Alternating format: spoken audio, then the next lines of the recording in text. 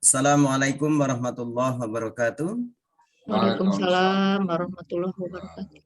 Alhamdulillah wa syukurillah bi nikmatillah wa la haula wa la quwata illa billah. Asyhadu an la ilaha illallah wahdahu la syarikalah wa asyhadu anna Muhammadan abduhu wa rasuluhu la nabiyya ba'da.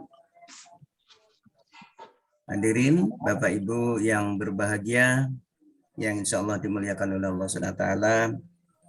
Memasuki sesi yang kedua, Bapak Ibu, mari kita dengarkan yaitu pembahasan baik secara gramatikal maupun dari sisi kontennya, dan akan dipimpin oleh langsung Ustadz Rizal.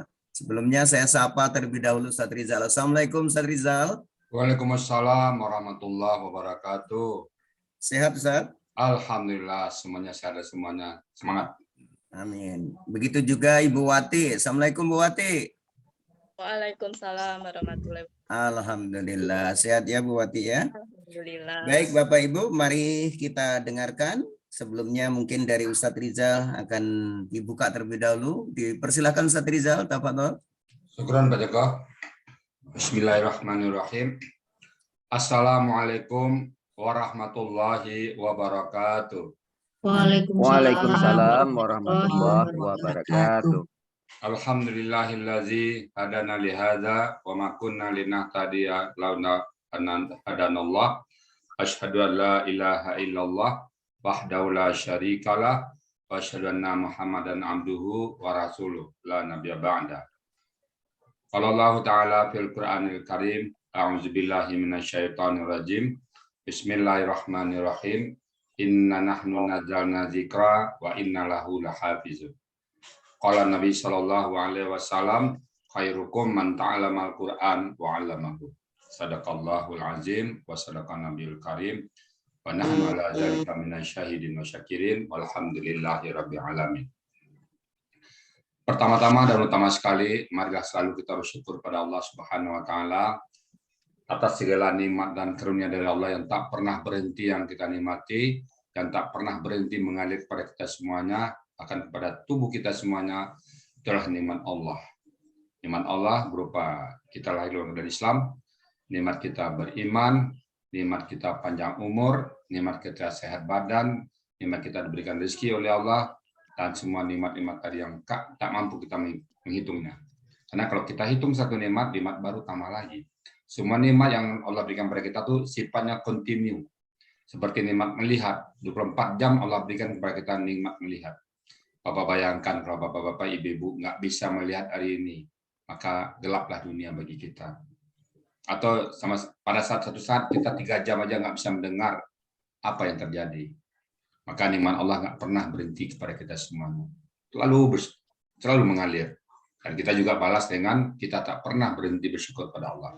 Dengan ucapan Alhamdulillah. Dan menyadari semua nikmat Allah itu akan kita pertanggungjawabkan dan akan kita gunakan sepenuhnya untuk mendekatkan diri kita kepada Allah. Dan kita berharap kelak nanti di yaumil hisab Allah panggil kita dengan panggilan abdan syakuran. Ya abdan syakuran. Wahai hambaku yang pandai mensyukuri nikmat. Selawat dan salam tidak lupa kita sampaikan kepada junjungan kita Nabi besar Muhammad sallallahu alaihi wasallam. Seorang manusia agung yang Allah utus ke muka bumi ini untuk membawa manusia dari kondisi yang gelap gulita kepada kondisi yang terang benderang. Yang tidak bisa membedakan mana yang hak dan mana yang batil, sehingga bisa membedakan mana yang benar dan mana yang salah. Dan kita berharap juga kelak nanti dia melisap bersama beliau memasuki surga, bersama beliau meminum di telaga Al-Kautsar, dan kita di surga bertetangga dengan beliau. Betapa indahnya hari-hari depan umat yang beriman kepada Allah. Baik, pada pagi ini saya didampingi oleh Bu Wati. Assalamualaikum Bu Wati. Waalaikumsalam warahmatullahi wabarakatuh. Kita bahas ayat 228 sekarang Bu Wati ya. Ya, ya karena ayatnya panjang mungkin saya nggak bacakan, langsung aja Bu Wati ngambil apa, nanti saya cari konteks atau keseluruhan aja. Silakan Bu Wati, mulai langsung aja. Langsung aja Ustadz ya. Ya. Bismillahirrahmanirrahim. Assalamualaikum warahmatullahi wabarakatuh. Waalaikumsalam warahmatullahi wabarakatuh. Terima kasih Ustadz atas waktu dan kesempatannya, dan juga Bapak Ibu semuanya. Mohon koreksinya Ustadz jika nanti ada hal-hal yang mungkin kurang tepat atau salah ya Ustadz ya.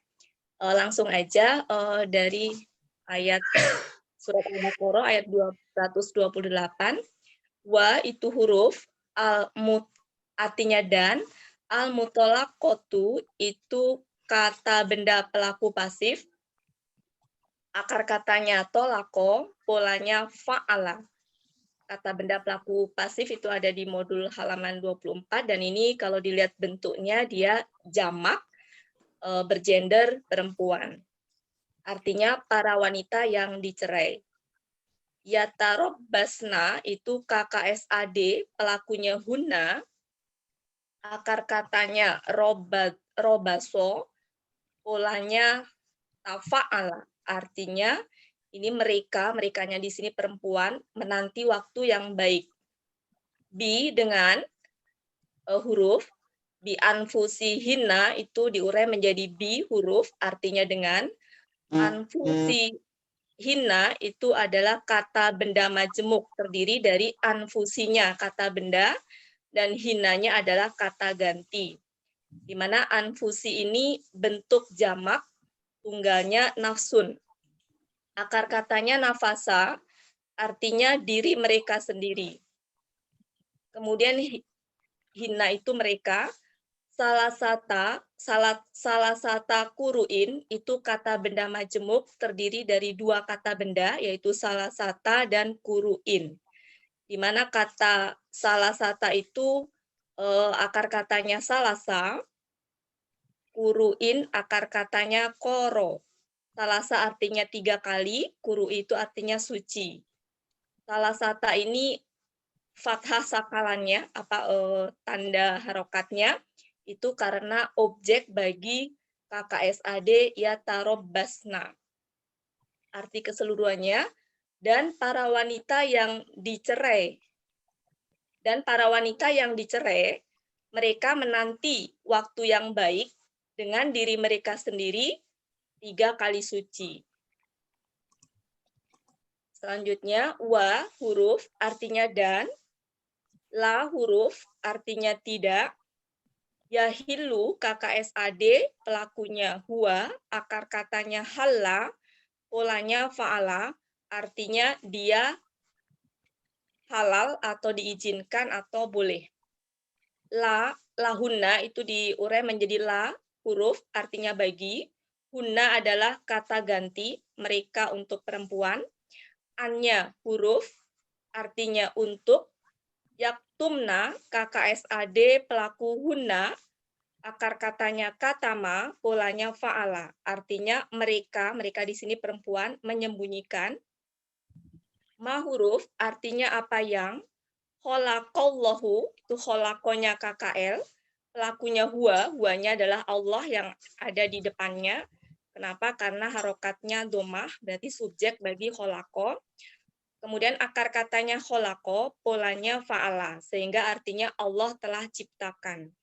Fi huruf di dalam, arhamihinna itu kata benda majemuk terdiri dari kata benda arhami dan hinanya adalah kata ganti. Arhami ini jamak bentuknya, akar katanya rohima, artinya rahim mereka. In huruf artinya jika, kunna KKL, pelakunya hunna, akar katanya kana, polanya fa'ala, artinya merekanya perempuan, mereka adalah atau mereka keadaannya, yu'minuna KKSAD, pelakunya hunna, akar katanya amina, polanya af'ala, artinya merekanya perempuan beriman. Billahi, itu huruf, diurai menjadi bi dan Allahi, bi-nya huruf artinya kepada, Allahnya Allah, wa huruf artinya dan, al-yaumil akhiri, itu kata benda majemuk terdiri dari 2 kata benda, al-yaumi dan al-akhiri. Di mana al-yaumi itu akar katanya yawama atau yama, akar katanya akhoro, artinya akhir. Sehingga gabungannya menjadi hari akhir. Di situ kata benda majemuk karena ada ciri pada kata benda yang kedua itu berawalan alif lam dan berakhiran kasroh. Dan secara konteks juga bermakna kata benda majemuk. arti keseluruhannya, dan dia tidak boleh bagi mereka perempuan untuk mereka menyembunyikan apa yang Allah telah ciptakan di dalam rahim-rahim mereka jika mereka keadaannya beriman kepada Allah dan hari akhir. Selanjutnya, wa huruf yu'ulatuhunna. Itu adalah kata benda majemuk, terdiri dari kata benda dan kata ganti. Bu'ulatu itu adalah kata benda. Kalau dilihat dari bentuknya, ini bentuk jamak ada di dalam kamus. Kalau bentuk tunggalnya al-ba'lu, kemudian bentuk jamaknya bu'ulu. Nah, ini mungkin nanti Ustadz bisa ini, kalau saya ininya bergender perempuan ya Ustadz ya, meskipun aslinya suami, tapi karena ketempelan hunna. Jamak. Jadi secara kepemilikan milik hunna gitu. Di sini akar katanya ba'ala. Untuk lebih detailnya bisa dilihat di Kamus Munawir 96. Di situ ada bentuk tunggalnya dan ada bentuk jamaknya. Artinya adalah suami-suami mereka. Ahakko itu kata benda superlatif. Nah, ini saya untuk mencari ini menentukan kata benda superlatif, kudu bergerilya dulu ya, saya cek satu persatu apakah dia KKL, ternyata bukan KKL pola af'ala, bukan, harusnya ahakko, sampai kemudian saya menemukan ini kata benda superlatif dengan polanya adalah pola af'alun. Pola fa'ala tapi kata bendanya adalah superlatifnya af'alun. Jadilah ahakku dengan akar katanya hakko, artinya lebih baik. Birod dihina diurai menjadi bi-nya huruf artinya dengan. Rodihina kata benda majemuk terdiri dari kata benda dan kata ganti. Rodinya itu akar katanya roda, artinya itu kembali kepada kembali. Hina itu adalah mereka, sehingga artinya kembali kepada mereka atau merujuki mereka. Fi itu huruf artinya di dalam. Dzalika kata tunjuk artinya yang demikian itu. In huruf artinya jika. Arodu itu KKL, pelakunya hum, akar katanya roda dari rowada, kemudian polanya af'ala, artinya mereka menghendaki. Islahan itu kata benda yang berasal dari kata kerja, yang dulu Ustadz pernah nyampaikan masdar ya Ustadz ya.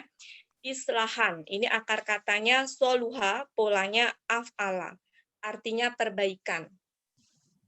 Wa huruf artinya dan, lahunna diurai menjadi la huruf artinya bagi, hunna kata ganti yaitu mereka untuk perempuan.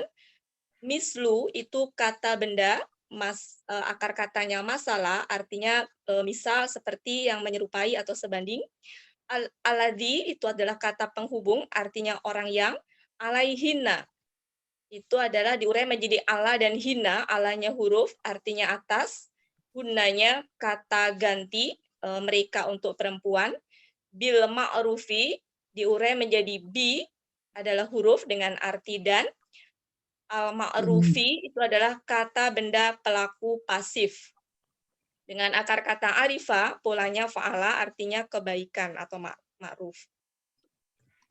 Arti secara keseluruhan, dan bagi mereka dan suami-suami mereka lebih baik dengan kembali kepada mereka di dalam yang demikian jika mereka menghendaki perbaikan. Dan bagi mereka sebanding ya dengan hak yang atas mereka dengan kebaikan. Mungkin nanti Ustadz yang ini. Selanjutnya, wa huruf artinya dan, lil rijali diurai menjadi li itu adalah huruf artinya bagi atau untuk. Al rijali ini kata benda, di sini jamak kalau dilihat cirinya, artinya ada akar katanya rojala artinya para lelaki. Alaihinna diurai menjadi ala dan hina, alanya huruf artinya di atas, hinanya kata ganti artinya mereka untuk perempuan. Darojatun kata benda, akar katanya daroja artinya pangkat atau martabat atau derajat. Yang kalau diartikan dan bagi para lelaki itu di atas mereka 1 derajat, jadi pangkatnya di atas perempuan gitu Ustaz ya. Wallahu azizun hakimun, wa itu huruf artinya dan, Allahu Allah, azizun itu kata benda superlatif, akar katanya azza artinya maha perkasa, hakimun kata benda superlatif, akar katanya hakimah artinya maha bijaksana. Jadi artinya dan Allah maha perkasa, maha bijaksana.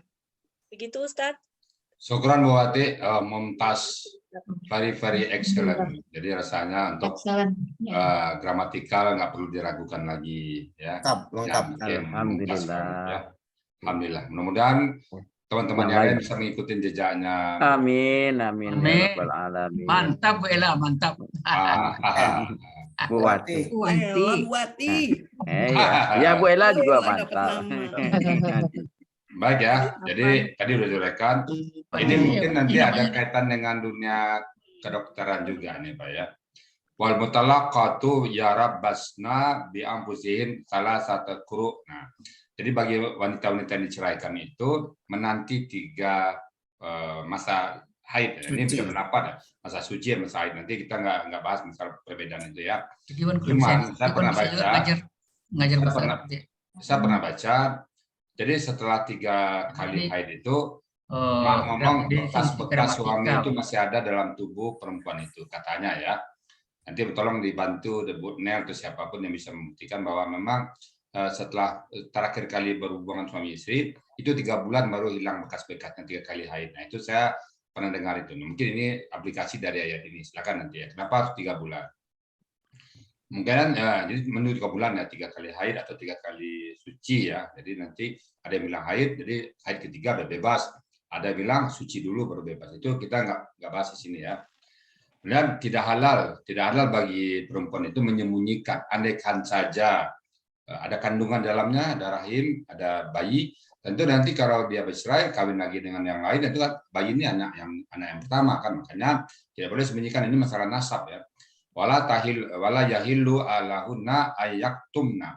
Tidak boleh bagi mereka untuk menyembunyikan ma khalaqallahu fi arhamihinna. Apa yang diciptakan Allah dalam rahim itu adalah jabang bayi tadi.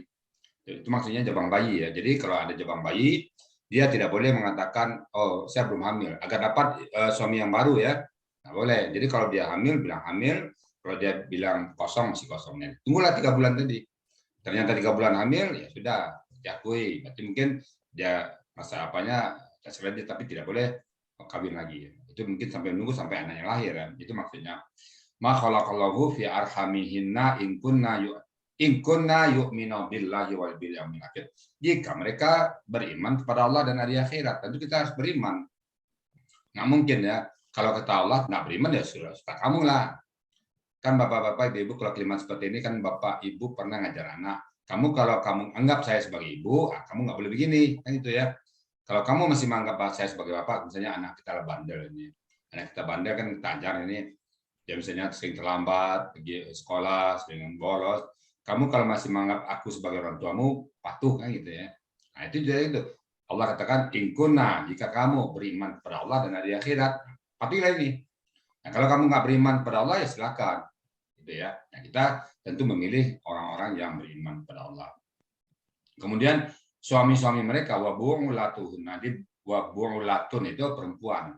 Aslinya tuh bu'ulun kalau laki-lakinya, artinya gender katanya ya. Kalau zamannya bu'ulatun. Nah, bu'ulatun karena ada hunna, tanwinnya hilang satu. Bu'ulatu. Jadi tu itu asalnya adalah tun tamabutatun ya. Karena ada hunna maka hilang tanwinnya. Jadi suami-suami mereka hakku sebenarnya berhak biar dihin dengan kembali kepada mereka dengan demikian ya. Jadi jika mereka menginginkan islah perbaikan ingin kembali ya mungkin pas tadi marah pisah malam-malam hari hujan dingin musim dingin nah kedinginan kan ya masa selimut nggak ada mikir 2 kali balik aja lah maka itu dia berhak. Jadi kalau misalnya suami kita mau balik ya cepat terima. Jangan jual mahal pula kan. Jadi itu suami punya hak. Kemudian walahunna mislu lazina alaihinna. Jadi perempuan itu juga punya hak yang seimbang. Nah, sembang untuk ingin balik. Jadi kalau dimulai oleh laki-laki balik boleh, perempuan ingin memulai dulu balik boleh. Tapi ibu kan sampai di rumah sudah 3 hari keingat terus kan ada bahasa Minang saja apa namanya menangi bantah juk lambu, menanti udah pulang kan ada itu gitu. Misalnya gitu, karena ingat kebenaran belakangan. Tadi kan saya bilang emosi aja itu. Udah. Jadi punya seimbang. Jadi lelaki memulai dulu balik boleh, perempuan juga boleh. Nah, cuma di sini ditutup dengan ayat walir rijali alaihinna darajah. Jadi lelaki itu punya hak yang sedikit lebih. Jadi kata lelaki mulai dulu atau katakanlah setengah paksa gitu. Aku ingin balik padamu, mungkin diterima ya. Kenapa? Karena dia punya tanggung jawab, punya kelebihan, otot yang kuat atau apa sebagai tafsir otot yang kuat. Yang utamanya derajat tanggung jawab. Dia punya tanggung jawab. Jadi dia merasa bertanggung jawab terhadap istrinya, nggak sampai hati dia memberikan istrinya terlunta-lunta, pakai siapa digantung tak batali kata Pak ilminya itu kan dia ingin kembali ya silakan, dia punya hak yang lebih tinggi daripada perempuan. Nah Allah tutup dengan apa ini kondisi skenario ini Allah tutup dengan kata-kata wallahu. Nah ini penutupnya bagus. Jadi setiap ayat-ayat di depannya itu ditutup dengan ayat yang pas. Nah apa kata Allah? Wallahu aziz, aku perkasa. Jadi aku misalnya bertengkar juga lagi, nah, nanti turun azabku. Nah, kalau bertengkar lagi nggak mau juga islah, ada satu pihak yang sudah buka islah, maka pihak lain membuka diri. Jadi kalau misalnya pihak laki ingin islah, ya si pihak perempuan jangan sampai jual mahal. Atau sebaliknya, si pihak istri ingin buka islah, pihak suami jangan jual mahal. Di sini maksudnya itu. Jadi punya tim yang memulai kebaikan itu seimbang. Cuma laki-laki pengen bisa lebih sedikit memaksa karena derajatnya lebih tinggi. Aku harus begini juga, aku nggak mau, aku ingin tetap balik. Nah, misalnya seperti itu ya. Nah, Allah tutup wallahu dan Allah azizun maha perkasa. Kemudian hakim maha bijaksana. Nah, bijaksana ini yang sepasang ini satu keras, mengatakan keras ke apa, tapi bijaksana. Jadi seorang apa namanya kalau bahasa saya itu seorang otoriter yang bijak. Dia keras tapi bijak. Ada orang keras tapi keras kepala. Ada orang bijak tapi lemah. Di sini enggak. Berpasangan antara keras dan bijak. Jadi hasilnya pasti baik. Jadi kenapa ini? Karena masalah-masalah permasalahan suami istri. Jadi Allah katakan saya bisa mengapain aja. Tapi saya juga bijaksana. Nah, tapi lihat. Jadi menyelesaikan masalah ini dengan bijaksana. Dengan ketegasan. Nggak boleh nggak bijaksana, nggak boleh nggak tegas. Balik cepat dah. Kalau sudah balik, lupakan masa lalu. Jangan diingat lagi. Gak berkumpul, udah kan dulu begini, abang kan dulu begini, Pak. Nah, abangnya balik, kan kamu yang begini, jajan begini, jajan. Kalau udah islah, maka masa lalu dikubur semuanya. Nggak perlu lagi disebut kelemahan isi, kelemahan suami. Saya ingat kasus pernah dulu saya di Semarang, Pak. Jadi bapak-bapak, ibu-ibu sering bertengkar. Terus satu saat bapaknya ingin berdamai. Ayo kita diskusi. Siapa sih yang salah di antara kita? Lalu istri jawab, kan jelas-jelas kamu yang salah, apalagi diskusi. Mungkin caranya gitu. Mungkin saling meminta maaf. Minta maaf dong, saya salah, saya nggak buat lagi. Nah, sisi itu, ya bang, maafin juga saya salah. Jadi kalau sudah mengaku sama salah, maka akan terjadi Islam. Juga saya pernah juga nanya, sebagusnya suami istri itu masing-masing melihat kewajibannya, jangan melihat hak. Apa kewajiban suami kepada istri, itu yang harus dipenuhi. Lalu istri juga gitu, apa kewajibannya kepada suaminya. Kalau sudah saling memahami kewajiban, pasti masing-masing hak terpenuhi. Kewajiban suami pasti merupakan hak dari istri. Kewajiban istri pasti hak dari suami. Tapi kalau masing-masing menunjukkan haknya, kamu kan begini ya, kamu punya kewajiban begini, nunjuk ke suami, istri nuntut, sebaliknya suami juga nuntut, jadi pertengkaran. Tapi sekarang dibalik, apa kewajiban saya kepada istri saya? Termasuk istri juga itu, apa kewajiban saya kepada suami saya? Kalau masing-masing pihak sadar kewajibannya, saya rasa nggak akan ada terjadi pertengkaran lagi. Inilah ayat ini yang maksudnya seperti itu ya. Jadi kita bahas dua ayat, dua kondisi, satu gramatikalnya sudah diurai dengan baik oleh Bu Wati tadi. Saya terima kasih sekali Bu Wati begitu elegan dalam membahasnya. Mungkin berikut ini saya ada lihat Ibu Indri Yuliana ini. Ada Bu Indri Yuliana, mungkin besok Bu Indri Yuliana ini kita todong aja untuk mendampingi saya ya berikutnya. Ya, itu dari si konteks seperti tadi. Ada masalah haid dan suci, 3 haid, 3 suci. Nah, sekali lagi kita tidak mempersoalkan itu ya, karena dua pendapat ini sama-sama benar ya. Baik Bapak Ibu sekalian, demikian yang dapat kami sampaikan. Semoga ada manfaatnya. Dan kalau ada yang salah, karena kami sama-sama belajar, kita semua sedang belajar, itu kita mohon buka kami itu maaf yang sebesar-besarnya. Dan kalau yang benar itu semata-mata datang dari hidayah Allah kepada kita semua. Demikian, kurang mohon maaf. Bila taufiq wal hidayah. Assalamualaikum warahmatullahi wabarakatuh. Waalaikumsalam warahmatullahi wabarakatuh. Kita lihat Pak Joko ada 50 peserta hari ini, Pak Joko luar biasa banyaknya ini. Mudah-mudahan mungkin Ya. banyak yang baru dan kita kasih kesempatan ya Pak Joko. Alhamdulillah Ustaz, karena mungkin hari Ahad libur mungkin Ya. ya banyak yang bisa bergabung.